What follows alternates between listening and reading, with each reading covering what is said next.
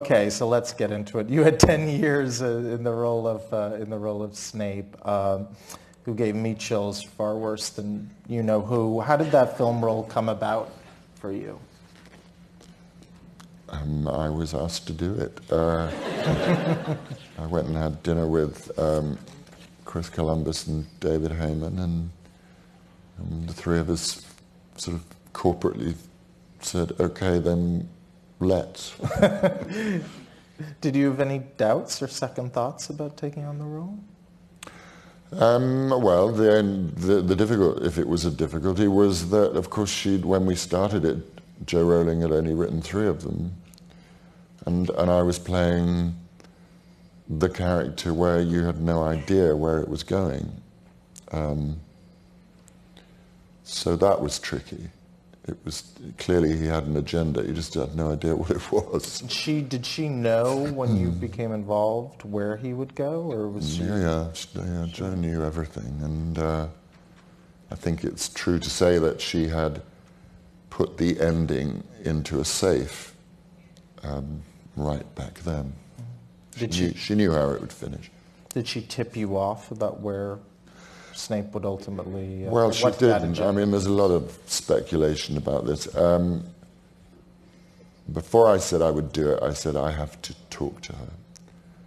And I rang her, and she was with her sister at the time. She said, "I can't talk now."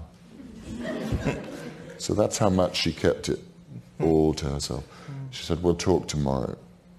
And then we spoke the next day, and she gave me one small piece of information that was just a very small, and it certainly wasn't, and this will happen, and then that will happen, and this is how it finishes. I never knew any of that.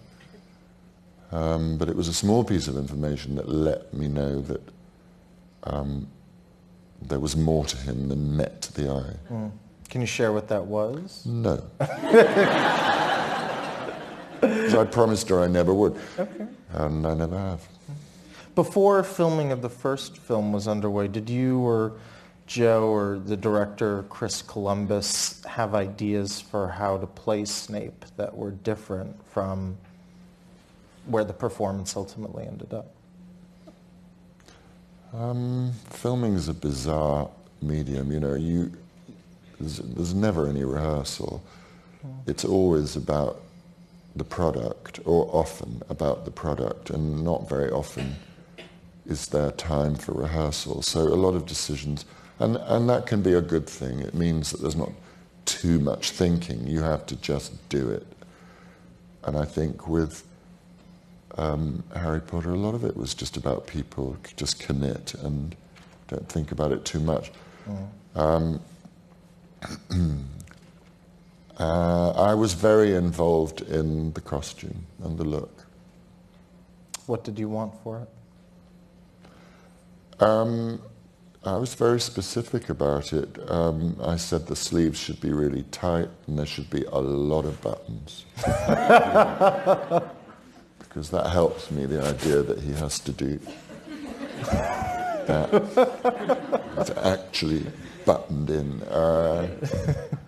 And, you know, it's very different. If you've got a sleeve that finishes there, that's very different to a sleeve that finishes there. So it was very important to me that that's where it finished.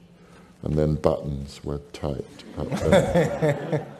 You know, as a viewer and as someone who has read the books and seen the movies, I found that scene to be particularly satisfying. Do you, playing it, having played the character for all those years, do you sort of have those sort of emotional, maybe even cathartic moments with a role, or does it feel like a scene that you're playing and we move on to the next scene?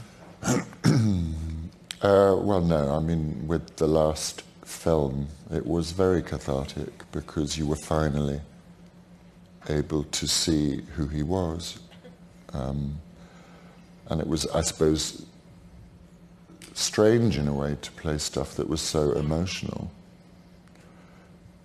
Because a lot of the time, you know, you're working in 2 dimensions, not 3. It's a very clear outline that all of those characters have.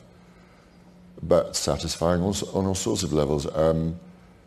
You know, Rafe and I had a scene where you just thought, well, finally here's just a couple of actors talking to each other and no special effects. Just watching that scene, you think, well, thank God for computer graphics, because Maggie and I are having real... Holding a wand is not the most threatening thing you can do. And pointing it at Dame Maggie Smith, that, you know, you've grown up worshipping from the cheap seats at the National Theatre. Yeah. And she's pointing it at you. And she can arch an eyebrow like nobody. So thank God for the sheets of flame. No, very cathartic on all sorts of levels. And seeing Dan and Rupert and Emma, and that's 10 years where you watched people go from 12 to 22. Mm. Was there ever a point in the unfolding of the 8-movie series where you ever considered not continuing in the role of Snape? No, I wasn't going to let anybody else finish that story. No.